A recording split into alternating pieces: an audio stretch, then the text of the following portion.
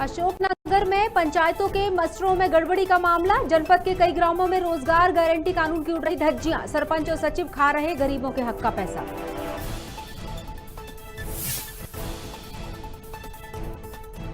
मंदसौर के नाहरगढ़ थाना क्षेत्र के गांवों को चोरों ने बनाया निशाना। लाखों के माल पर हाथ किया साफ। पुलिस ने फरियादियों की नहीं की मदद।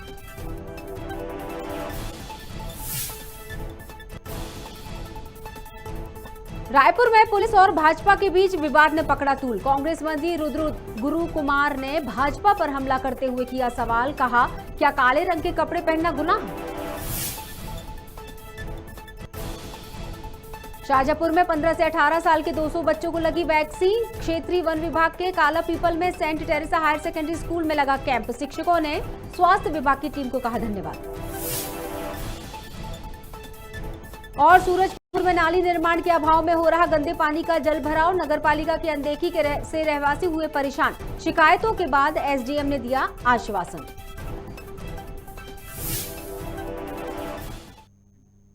नमस्कार, आप देख रहे हैं खबर भारत। मैं हूं आपके साथ क्रांति प्रिया। बढ़ते हैं खबरों की तरफ। पहली खबर अशोकनगर से, जहां पंचायतों के मस्टरों में गड़बड़ी करने का मामला सामने आया है। सरकार ने हर जरूरतमंद व्यक्ति को सम्मान से जीवन यापन करने के लिए रोजगार गारंटी कानून बनाया है, लेकिन जनपद के कई ग्रामों में रोजगार गारंटी कानून की धज्जियां उड़ाई जा रही हैं। वहीं कुछ पंचायतों में मजदूरों के नाम से राशि निकालकर मशीनों से काम करवाकर सरपंच और सचिव गरीबों के हक का पैसा डकार रहे। जब इस संबंध में जनपद पंचायत के मुख्य कार्यपालन अधिकारी आर.एस. साहू से बात की गई तो उन्होंने कहा कि पूरे मामले की जांच करके सख्त कार्रवाई की जाएगी। हमारी पंचायत में जो खड़ंजा मड़ंजा है, ये भी गाँव में नई ज्यादा पुराने हैं भी पट गए, और जो पानी भी रोक रहे हैं हमारी नाली की। ये करते नहीं समस्या है, गाँव वाले में परेशानी है।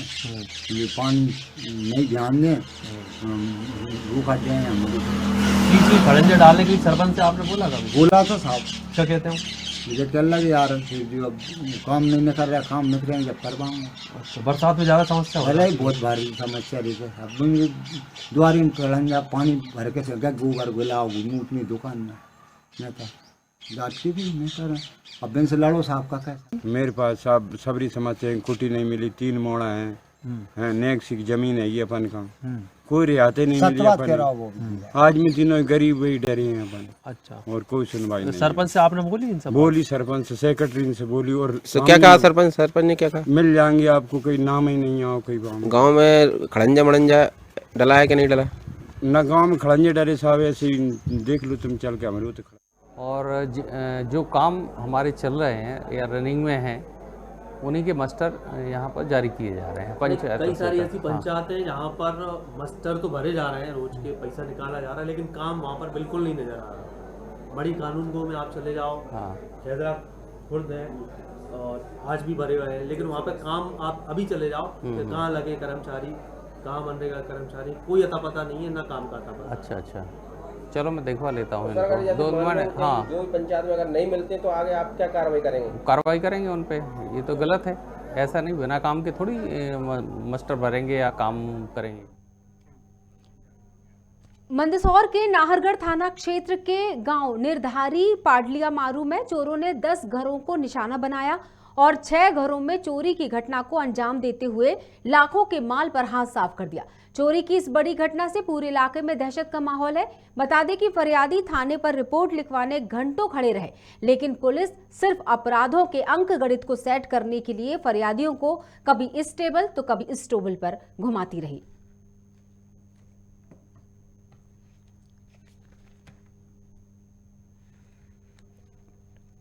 हम जब सुबह उठे तो हमने देखा कि हमारे घर का बाहर वाला दरवाज़ा खुला पड़ा था। फिर हमने ऊपर जाकर देखा तो हमारे एक बीच वाले कमरे में से कुछ जवाहरात और कुछ मतलब पैसे, नकदी पैसे भी पड़ते, 10,000 रुपये, लगभग 2-2.5 लाख का सामान था। वो चोर बदमाश लेकर भाग गए। फिर हमने गांव वालों को भी बताया और हमारे आसपास में 4-5 घरों पर भी उन्होंने ताले तोड़े, जहाँ पर वो विफल रहे। मेरे को सुबह खबर मिली 7 बजे, सिस्टर का कॉल आया था कि रात को कोई अज्ञात बदमाशों ने सुबह 6 बजे जब मम्मी उठी देखा तो दरवाज़ा खुला था, लॉक टूटा हुआ था अलमारी का और लगभग 6-7 लाख की रकम चोरी हो गई।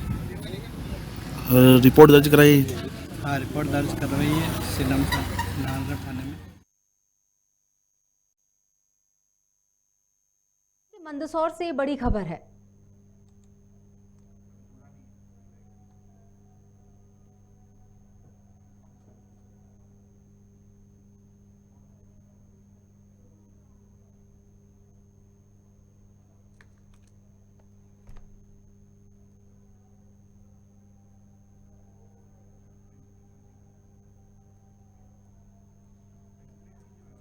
आपको बता दें कि किस तरह से अब 2 गांवों को निशाना बनाया चोरों ने एक साथ। एक बड़ी टीम है। मैं चाहूंगी कि एक बार फिर से हम उन फरियादों की बात सुनवाएं कि किस तरह से इस चोरी की घटना को अंजाम दिया गया।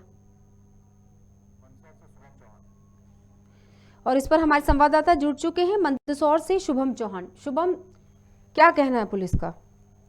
जी, ये पुलिस कहना है कि यहाँ पर थाना प्रभारी बाहर गए हुए थे, तो ये उनका पदभार थाना पर सब इंस्पेक्टर सम्राट सिन्नम को सौंपा गया था। तो वहाँ पर चोरी के लिए वहाँ पर जैसे ही वहाँ पहुंचे तो उनका चोर वगैरह चोरी करने में कामयाब रहे। कम से कम 2 से 4 घरों में ये चोरी का घटना अंजाम दिया है। जी शुभम, हमने ये भी बताया दर्शकों को कि फरियादियों की जो रिपोर्ट है वो लिखने को तैयार नहीं थी पुलिस।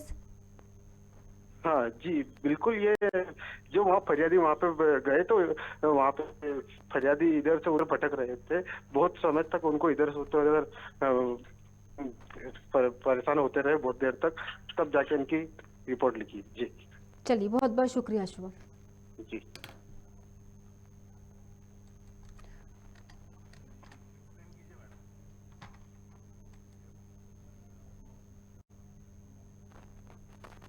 आपको बता दें, मंदसौर से हमें खबर बता रहे हैं आपको किस तरह से चोरों ने 2 गांवों को निशाना बनाया है और 2 गांवों से एक ही रात में 10 घरों में से 6 घरों पर चोरी करने में वे कामयाब रहे। लाखों का माल लेकर उड़ गए। सबसे बड़ी बात यह है कि पुलिस प्रशासन किसी तरह से उनकी मदद करने को तैयार नजर नहीं आया। सिर्फ जब सारे फरियादी एक साथ थाने पहुंचे तो कभी यहाँ तो कभी वहाँ, बस उन्हें घुमाते रहे, लेकिन फरियादी की बात सुनने को कोई भी तैयार नहीं नजर आया।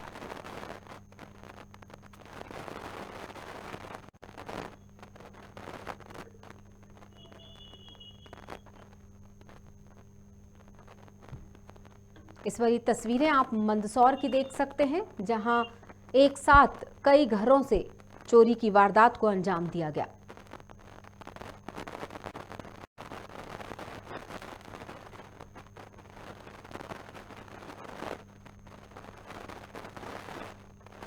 जानकारी के मुताबिक 2 गांवों के 10 घरों को निशाना बनाया गया था, तब जाकर वे 6 घरों में चोरी करने में कामयाब हो सके थे।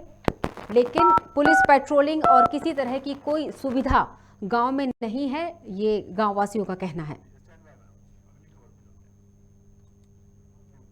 केंद्रीय मंत्री ज्योतिरादित्य सिंधिया के रायपुर दौरे पर कांग्रेस के कार्यकर्ताओं द्वारा काले झंडे दिखाना और पुलिस और भाजपा के बीच हुए विवाद का मामला अब तूल पकड़ता जा रहा है, जिसको लेकर कांग्रेस के राज्य मुख्यालय में मंत्री रुद्र गुरु कुमार समेत कांग्रेस SC/ST मोर्चा ने प्रेस कॉन्फ्रेंस कर भाजपा पर हमला बोला। मंत्री रुद्र ने कहा कि क्या काले रंग के कपड़े पहनना गुनाह है?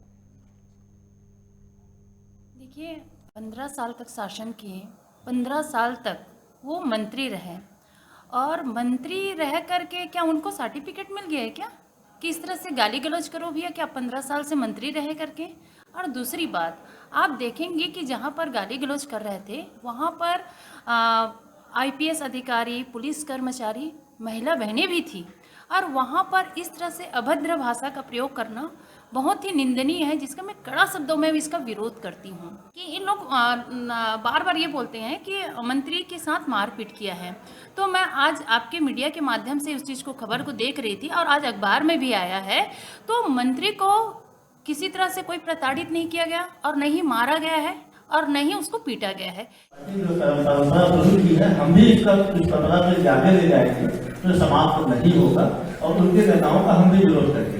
लेकिन फिर ज्योतिरादित्य सिंधिया आएंगे, उनको कांग्रेस पार्टी काला झंडा दिखाएगी, न हमारे युवक कांग्रेस और राजनीतिक पार्टी के संगठन स्तर पे मैंने स्वयं हमारे महामंत्री आदरणीय चंद्रशेखर शुक्ला जी ने स्पष्ट तौर पे यह निर्देश माननीय युवक कांग्रेस अध्यक्ष को, माननीय NHY अध्यक्ष को दिया था कि किसी भी प्रकार का कोई भी काला झंडा हमारी पार्टी की तरफ से नहीं दिखाया जाएगा।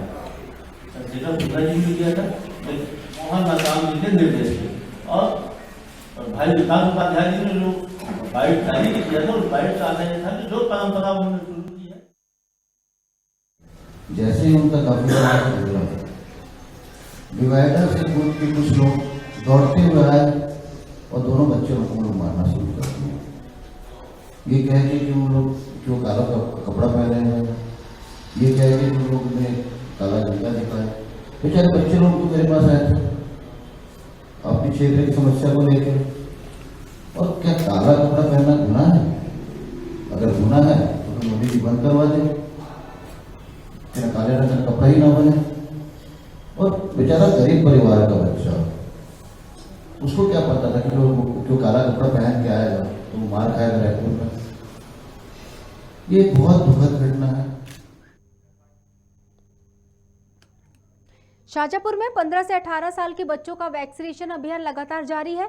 इसी कड़ी में क्षेत्रीय वन विभाग के काला पीपल में Saint Teresa higher secondary school के करीब 200 बच्चों को दूसरा डोज लगाया गया, जिसके बाद प्राचार्य सिस्टर एलियल सहित कई शिक्षकों ने स्वास्थ्य विभाग की टीम का आभार व्यक्त किया, उन्हें धन्यवाद दिया।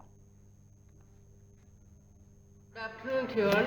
I am Sister Alice from St. Teresa's Convent Higher Secondary School, Kalapipu. Today, 202 students vaccinated here. Thank you very much for sending this medicine here for vaccination of the students. नगर पालिका सूरजपुर के ward क्रमांक 17 में नाली निर्माण के अभाव के चलते गंदे पानी के जल भराव से वार्डवासी परेशान हैं।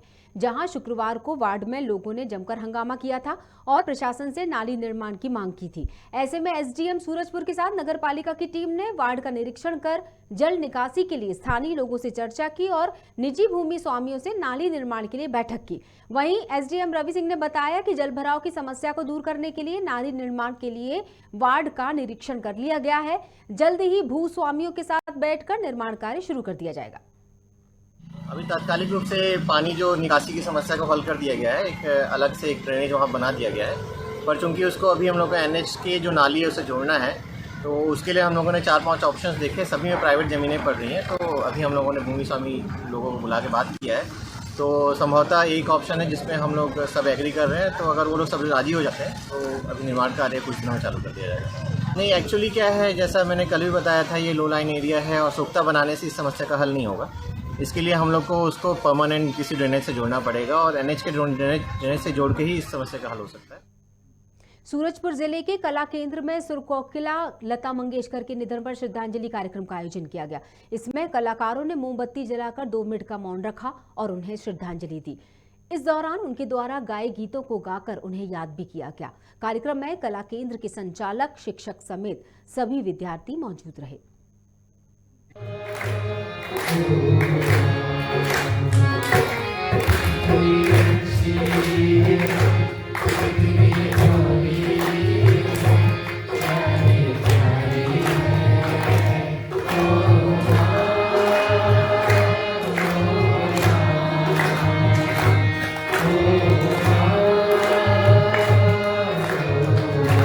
आज कला केंद्र सूरजपुर के द्वारा लता माँ को श्रद्धांजलि अर्पित की गई। सभी बच्चों ने मिलकर के मोमबत्ती जला करके लता माँ को श्रद्धांजलि अर्पित की एवं उनके कुछ गाए हुए गाने गुनगुना करके उन्हें याद किया गया।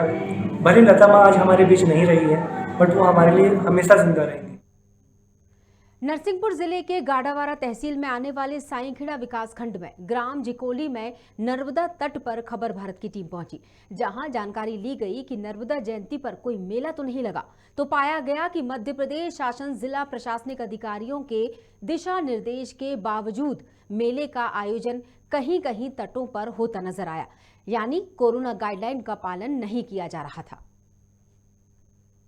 नमस्कार साथियों, मैं खबर भारत से विनोद चौक से मैं आज आपको नरसिंहपुर जिला गाड़ावाड़ा तहसील के अंतर्गत मां नर्मदा जी का जो तट है, जिकोली तट, उस पर आया हुआ हूं। आपको बता दूं, कल नर्मदा जयंती का बड़ा पर्व है, लेकिन कोरोना वायरस संक्रमण को देखते हुए आप देख सकते हैं मेले पर पूरी तरह प्रतिबंध है। चारों तरफ मेले पे प्रतिबंध है। जिकोली घाट पर भी यहाँ भी कोई दुकानें नहीं लगी हुई हैं। हम आपको बता दें ये बड़ा आस्था से जुड़ा सबसे बड़ा पर्व है माँ नर्मदा का। आप देख सकते हैं हम माँ नर्मदा के तट जिकोली जो तट है उस पर माँ नर्मदा में जो नाव है उस पर हम चल रहे हैं। चारों तरफ यहाँ पर हम देख रहे हैं, आप देख सकते हैं हम नर्मदा तट पर हैं। लेकिन इस बार नर्मदा जो जयंती है उस मौके पर जो जिला कलेक्टर रोहित सिंह जी के जो दिशा निर्देश हैं, गाड़ावाड़ा एटीएम सिटी जयंत देशमुख जी के जो दिशा निर्देश हैं उसके तहत यहाँ पर चारों तरफ यहाँ भीड़ भाड़ नहीं देखी जा रही है। अब देखते हैं कि कल नर्मदा जयंती का पर्व है, उस पार जो कि रायसेन जिला में या बोरस नर्मदा तट आता है उस पार क्या स्थिति बनती है। पर मेले के आयोजन यहाँ पर नहीं चल रहा है, भीड़ भाड़ बिल्कुल नहीं है। खबर भारत की टीम आज नर्मदा जो जिकोली नर्मदा तट है उसमें जो बीचों बीच जो नर्मदा माँ बह रही हैं उसके बीच धारा में हम नाव पर बैठे हुए हैं। पीछे आप देख सकते हैं ये पीछे जो नाव चला रहे हैं भाई साहब बैठे हुए हैं, देख सकते हैं। खबर भारत की टीम आपको विस्तार से पूरी यह खबर दिखा रही है। हमारे साथ संवाददाता विनोद चौक से फोन लाइन पर जुड़े हुए हैं। विनोद, जिस तरह से आपने ये खबर दी कि नर्मदा जयंती पर कोरोना गाइडलाइन का पालन कितना किया जा रहा है, पहला सवाल ये कि इस वक्त हम बात करना चाहें तो कितना पालन किया गया। हमारी खबर चलाने के बाद जब आपने चर्चाएं की थी कल तो किस तरह का माहौल देखने को मिला था और उसका कितना पालन इस वक्त तक किया गया? जी, तो सबसे पहले तो मैं आपको जानकारी दे रहा हूँ जी कि मध्य प्रदेश शासन और जो जिला कलेक्टर हैं रोहित सिंह जी के दिशा निर्देश हैं, एटीएम श्री जयंत देशमुख जो गाड़ावाड़ा की एटीएम है उनके दिशा निर्देश दिए गए हैं कि जो प्रदेश के शासन की जो नियम है उसके तहत सभी को कल जो नर्मदा जयंती का पर्व है उसको मनाना है। लेकिन मैं आपको बताता हूँ गाड़ावाड़ा तहसील के अंतर्गत जो दूसरे नर्मदा तट है उसके पास खकरा घाट है, बरमान भी आते हैं, आसपास जितने भी नर्मदा तट आते हैं, क्योंकि आस्था से जुड़ा मुद्दा है ये। बिल्कुल सही, आस्था से जुड़ा मुद्दा है तो भक्त तो मानते नहीं है। जहाँ जहाँ जो उनकी माँ नर्मदा में जो श्रद्धा रहती, चुनरी की एक बहुत बड़ी प्रथा है। नर्मदा जयंती के मौके पर चुनरी चढ़ाने का बड़ा धर्म माना जाता है, आस्था मानी जाती है। उसको लेकर अभी से भक्तों ने तैयारी कर ली है। लेकिन हम आपको बता दें जो गाड़ावाड़ा तहसील है उसके साइंकड़ा विकास खंड का जो आखिरी जो नर्मदा तट आता है यहाँ पर जिकोली नर्मदा तट, जब हमारी खबर भारत की टीम यहाँ पर गई क्योंकि संक्रांति के मौके पर यहाँ भीड़ भाड़ देखी गई थी, उस बार खबर भारत ने दिखाया था। लेकिन इस बार लग रहा है कि खबर भारत का असर है। उस बार नर्मदा तट है बोरास रायसेन जिला में आता है, कोई भी मेले का आयोजन नहीं दिख रहा है। और इस बार भी हमने जाके देखा, पूरा विधिवत देखा कि यहाँ पर न कोई दुकानें लगी हैं न कोई मेले का ऐसा आयोजन चल रहा है यहाँ पे। चलिए, बहुत अच्छी बात है क्योंकि कहीं ना कहीं ये देखने मिलता है जब इस तरह के मेले के आयोजन होते हैं या कोई जयंती होती है या कोई बड़ा पर्व होता है, जैसा कि नर्मदा जयंती एक बड़ा पर्व है, आस्था का विषय है ये, तो गाइडलाइन का उल्लंघन होते हुए इसी समय देखने को मिलता है। और यही जरूरत होती है दरअसल स्व प्रबंधन की, जो प्रशासन ही करवा सकता है। जी, मैं आपको कुछ और जानकारी देना चाह रहा था। जब मैंने इस बात पर चर्चा की भक्तों से, जो नर्मदा माता के जो भक्त हैं, तो उनके द्वारा सीधी बात कही गई कि अभी जो पिछले दिनों जो नरसिंहपुर जिले में हजारों की संख्या में जो टूर्नामेंट हुए हैं, है ना, टूर्नामेंट हुए हैं और कार्यक्रम लगातार चलते रहे, है ना। और अगर इसी मुद्दे पर अगर कल नर्मदा जयंती है, अगर कुछ वक्त अगर आस्था को लेकर अगर नर्मदा जयंती के पर्व पर अगर वो चुनरी लेकर जाते हैं, साल में एक बार पर्व आता है, तो कौन सी बुराई है, क्योंकि पूरी हम सोशल डिस्टेंसिंग के साथ ये पर्व मना रहे हैं। बिल्कुल ठीक, ऐसी बात उन लोगों ने बताया।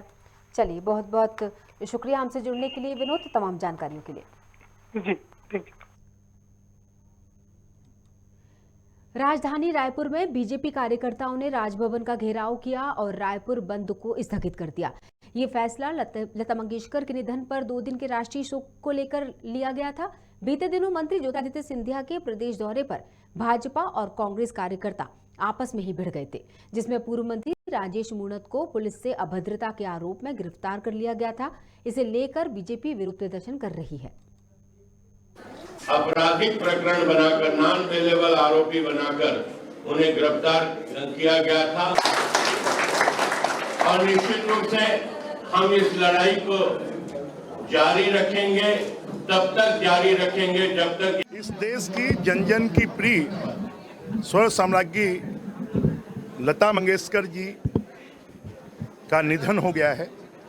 पूरा देश शोकमग्न है और केंद्र शासन ने भी, राज्य शासन ने भी शोक घोषित किया है। और इसके परिप्रेक्ष्य में आज जो राजभवन का मार्च था, हमारे कार्यकर्ताओं के एकत्रित होने के बाद भी हमने उसको स्थगित किया है साथ में, क्योंकि 2 दिन का शोक है और इसलिए जो रायपुर बंद था उसको भी अभी स्थगित किया है। आगामी कार्यक्रम के बारे में हम निर्णय करेंगे और निर्णय कर उसके बाद में भारतीय जनता पार्टी का कार्यकर्ता संघर्ष के लिए, लड़ाई लड़ने के लिए तैयार है, उसका हम निर्णय करेंगे।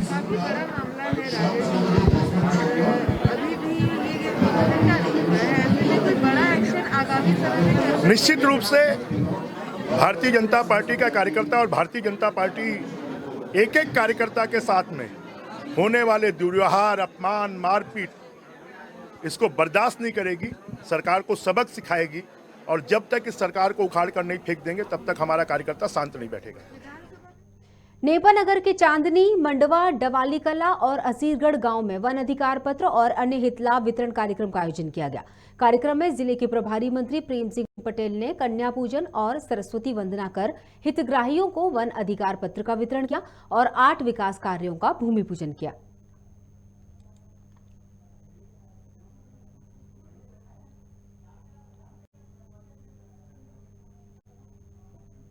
गाड़वारा के साईखेड़ा में देवनारायण भगवान की जयंती मनाई गई, जिसमें भाजपा किसान मोर्चा के जिला अध्यक्ष मोहर कांत गुर्जर पटेल के नेतृत्व में गुर्जर समाज ने रैली निकालकर भगवान देवनारायण के मंदिर पहुंचे, जहां भगवान देवनारायण की पूजा अर्चना कर भंडारे का आयोजन किया गया। वहीं इस कार्यक्रम में सैकड़ों की संख्या में लोग मौजूद रहे।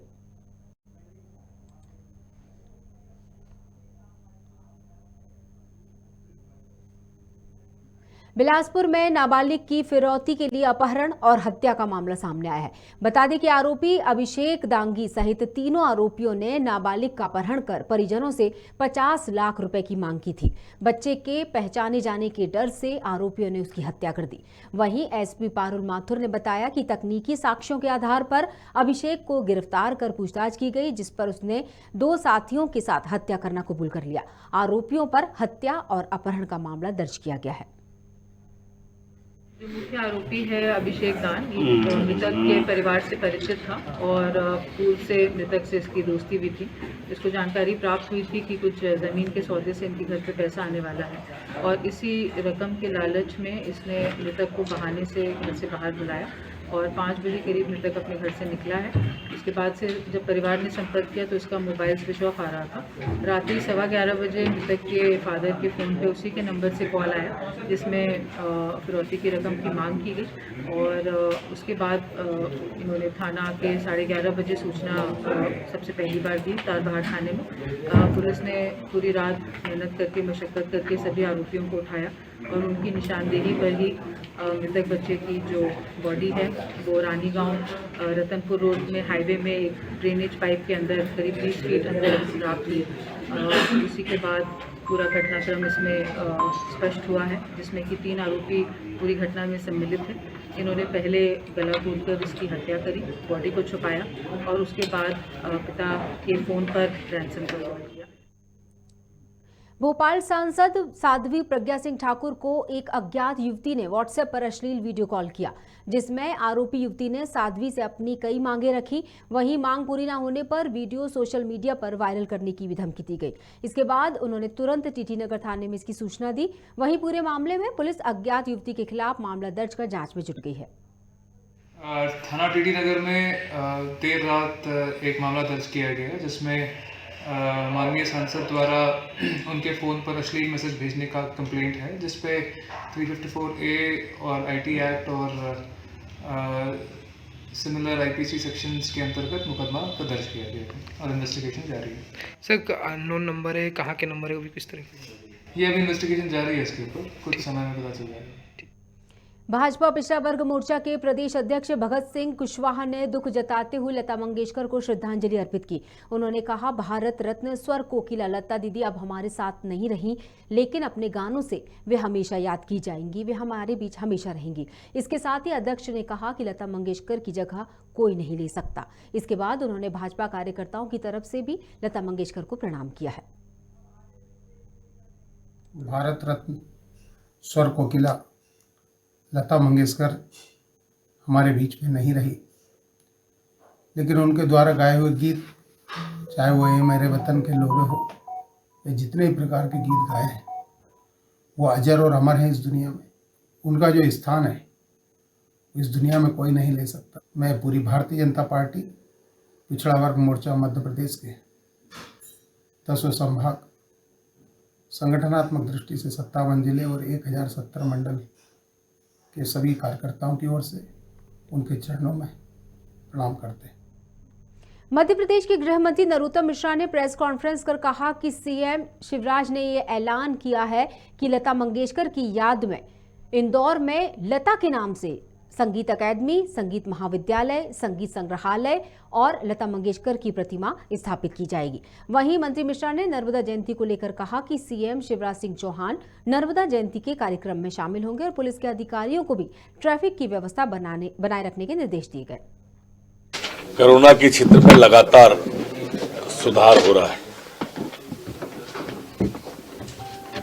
मोदी जी की वैक्सीन ने पूरे देश को तीसरी लहर से सुरक्षित लगभग निकाल लिया है। उनका आभार। पिछले 24 घंटे में मध्य प्रदेश के अंदर कोरोना के 3,945 नए प्रकरण आए हैं, जबकि 8,130 ठीक होकर अपने अपने घरों पे गए। दुगनी से अधिक संख्या ठीक होने वालों की है, रिकवरी की है। 40,591 एक्टिव केस मध्य प्रदेश के अंदर कोरोना के कुल रह गए हैं। कल जो सैंपल लिए गए मध्य प्रदेश के अंदर वो 71,591 सैंपल थे। संक्रमण दर हमारी 5.51 वर्तमान में है, जबकि रिकवरी दर हमारी 93.9 प्रदेश की है। हमारे पुलिस के एक्टिव संक्रमित जवान 938 प्रदेश के अंदर हैं। कल 23 जवान नए हमारे संक्रमित हुए हैं। कल जो वैक्सीन लगी है 24 घंटे में वो 13,324 है। अभी तक जो वैक्सीन के कुल डोज मध्य प्रदेश में लगे हैं वो 11,07,96,405 वैक्सीन के संपूर्ण डोज मध्य प्रदेश में लगे। प्रदेश के मुख्यमंत्री शिवराज सिंह चौहान ने लता मंगेशकर के गुजर जाने के बाद ये बात कही कि करोड़ों भारतीयों में से हर किसी को यही लग रहा है कि ये मेरी व्यक्तिगत क्षति है। ये अपने आप में एक ऐसी घटना है जिसे भुला पाना मुश्किल होगा। हर घर को ये लग रहा है कि मेरा बहुत कुछ चला गया। उनके गीत लोगों में नव उत्साह, नव ऊर्जा का संचार करते थे, जिसकी कमी की भरपाई कर पाना असंभव है। वहीं उन्होंने बात कही कि उनकी स्मृति में संगीत जगत के हमारे ख्यातिनाम साथियों के साथ वट वृक्ष भी लगाया गया है। उनका जन्म मध्य प्रदेश के इंदौर में हुआ था, इसलिए ये फैसला लिया गया है कि मध्य प्रदेश के इंदौर में उनके नाम से संगीत अकेडमी स्थापित की जाएगी और उनके जन्मदिन पर हर साल लता मंगेशकर पुरस्कार दिया जाएगा। करोड़ों करोड़ भारतवासियों में से हर एक को ये लग रहा है कि मेरी व्यक्तिगत क्षति है। ये अपने आप की में एक अनोखी घटना है कि हर घर को ये लग रहा है कि मेरा बहुत कुछ चला गया, क्योंकि उनके गीत लोगों में नव उत्साह, नव ऊर्जा का संचार करते थे। मैं स्वयं अपना बता रहा हूं, कल से ऐसी रिक्तता आई है कि जिसकी भरपाई संभव ही नहीं है। व्यस्तता के कारण समय कम मिलता था, लेकिन जब भी मैं गाड़ी से कहीं जाता था तो मेरी एक ही हॉबी होती थी कि लता जी की सीडी कैसेट कुछ मिल जाए, वो लगा दी जाए। भारत की जनता के रोम रोम में जैसे रम गया। उनका जाना ऐसी क्षति है जिसकी कभी पूर्ति हो ही नहीं सकती।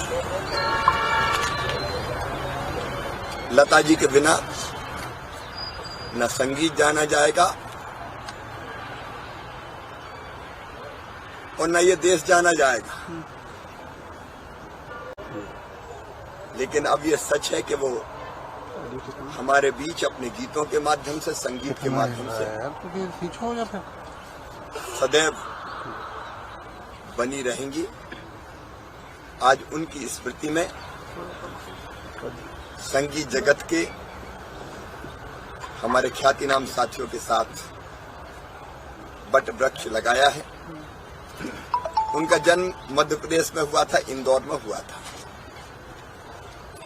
और इसलिए ये फैसला हम लोग कर रहे हैं कि मध्य प्रदेश में इंदौर में उनके नाम से संगीत अकादमी स्थापित की जाएगी, संगीत महाविद्यालय, जहां बच्चे सुरों की साधना करेंगे,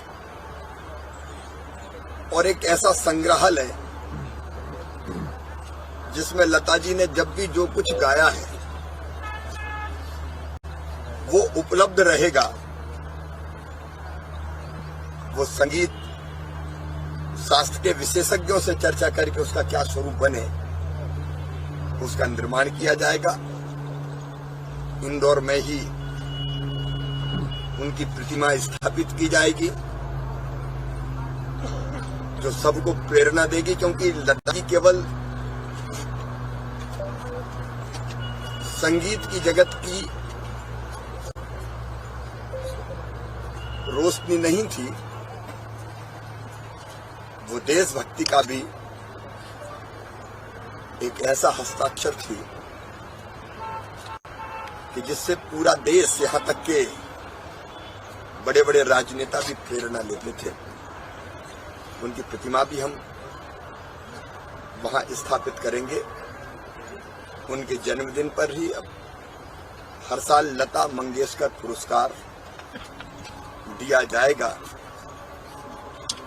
दीदी, हम तुम्हें ना भुला पाएंगे।